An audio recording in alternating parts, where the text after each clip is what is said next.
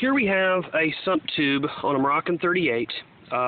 We put these on all of our pools, and what it is it's a 10-inch pipe that runs to the bottom of the pool. It runs straight down. We put a skimmer lid on it so that it otherwise looks like a skimmer.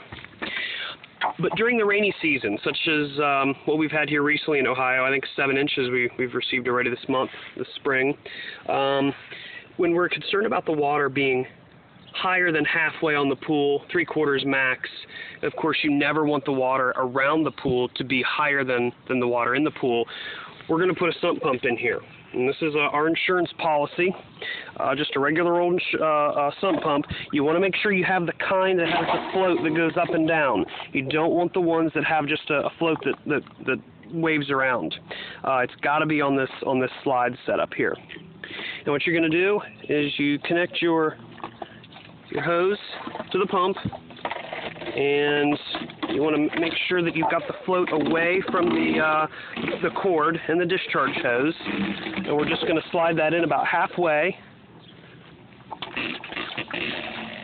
And we've got this electric cord tied off in the vault, so it's hanging.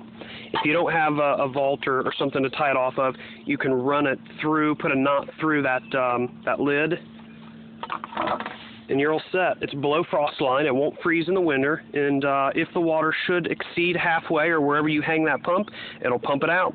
This is very inexpensive to include when you're building the pool, and it should be an absolute must.